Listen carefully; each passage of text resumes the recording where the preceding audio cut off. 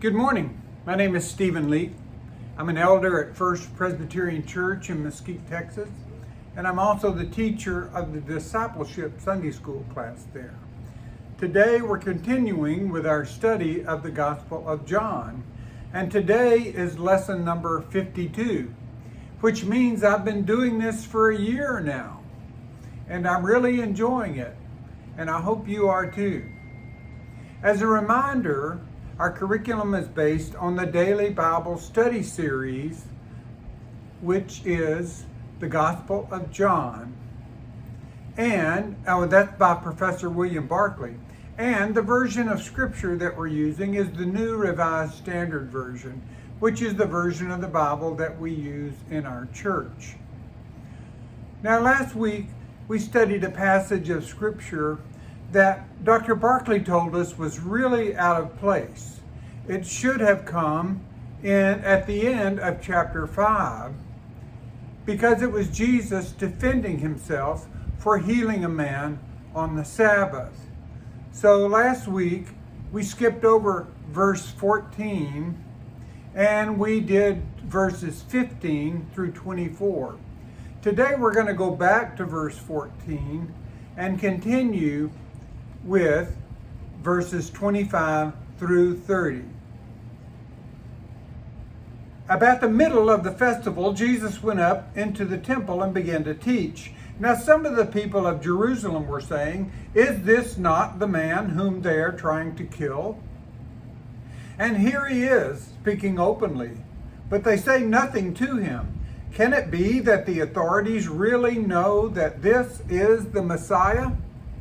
Yet we know where this man is from, but when the Messiah comes, no one will know where he is from." Then Jesus cried out as he was teaching in the temple, "You know me, and you know where I am from. I have not come on my own, but the one who sent me is true, and you do not know him. I know him because I am from him, and he sent me." So they tried to arrest him, but no one laid hands on him because his hour had not yet come. As I said, we've already seen that the likelihood is that verses 15 through 24 should have come after 5 verse 47. So to continue in chronological order, we'll start with verse 14 and go on past verse 24 to verse 25. The crowd were surprised to find Jesus teaching in the temple precincts.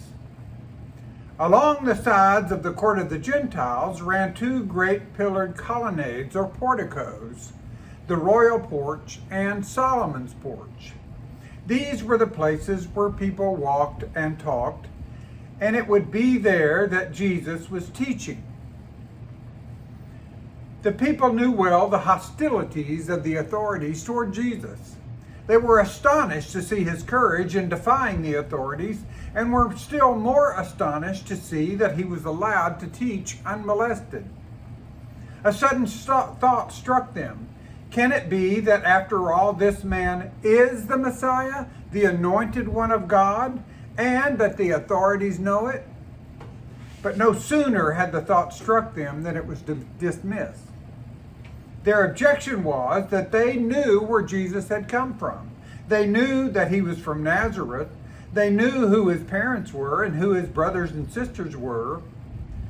So there was no mystery about his antecedents. That was the very opposite of popular belief, which held that the Messiah would just appear. The idea was that he would wait concealed and someday would burst suddenly upon the world, and no one would know where he was from. They believed that nothing else would be known about him. There was a rabbinic saying, 3 things come wholly unexpected: the Messiah, a godsend, and a scorpion. All popular Jewish belief held that the Messiah would burst suddenly upon the world mysteriously.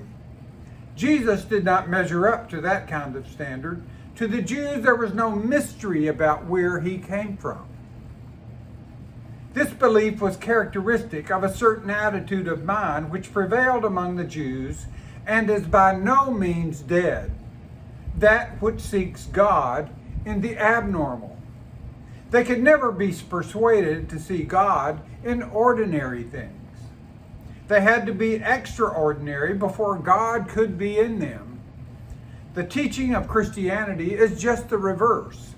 If God is to enter the world in the unusual, he will very seldom be in it.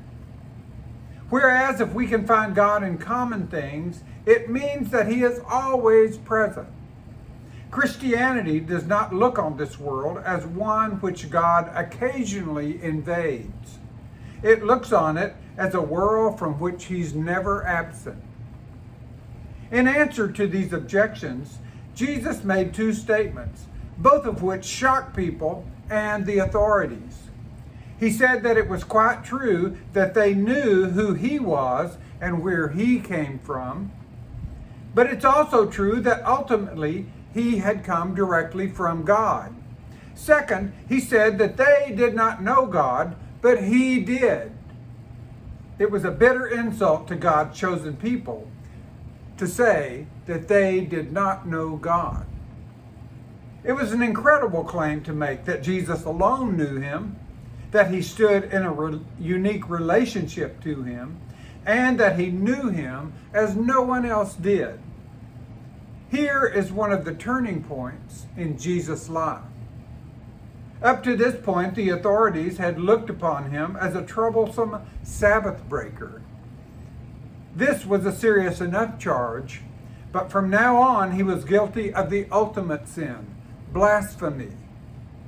As they saw it, he was talking of Israel and of God as no human being had any right to speak. This is precisely the choice which is still before us. Either what Jesus said about himself is false, in which case he is guilty of blasphemy, or what he said about himself is true, in which case he is the Son of God. Everyone has to decide for or against Jesus Christ. Our next scripture is from John chapter 7, verses 31 through 36. Yet many in the crowd believed in him and were saying, "When the Messiah comes, will he do more signs than this man has done?" The Pharisees heard the crowd mutter such things about him, and the chief priests and the Pharisees sent temple police to arrest him. Jesus then said, "I will be with you a little while longer, and then I am going to him who sent me. You will search for me, but you will not find me. And where I am, you cannot come." The Jews said to one another, "Where does this man intend to go that we will not find him?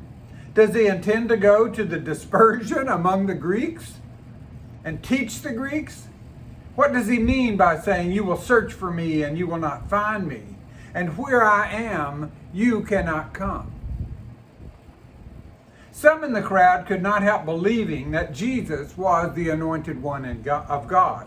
They believed that no one could possibly do greater things than he was doing.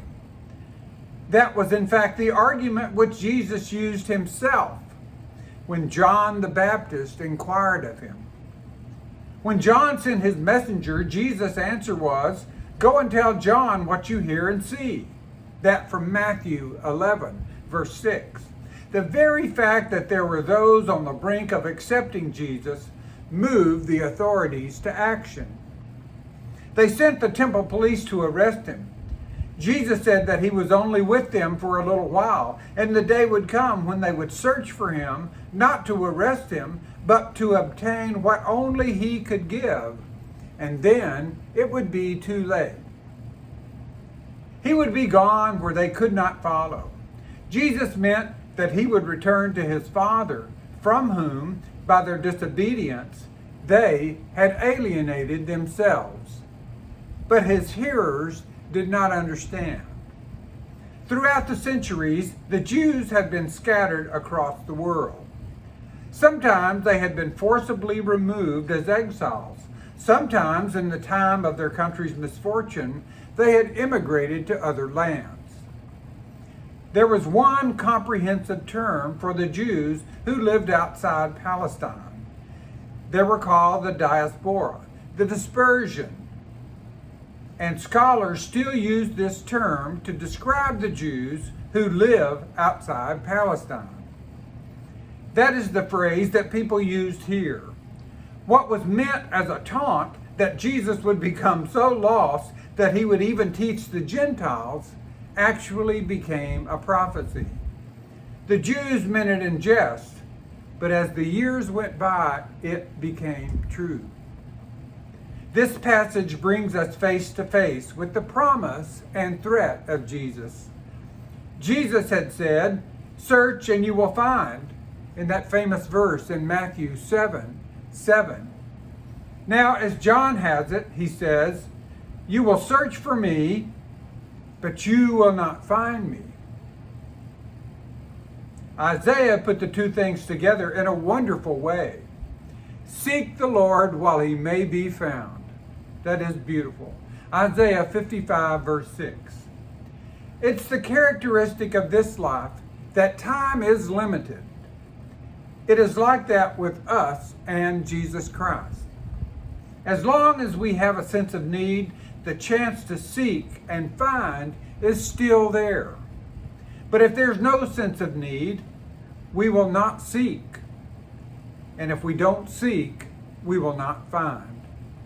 Our sense of need is our pathway to Jesus Christ. Thank you again for joining me. God bless you all.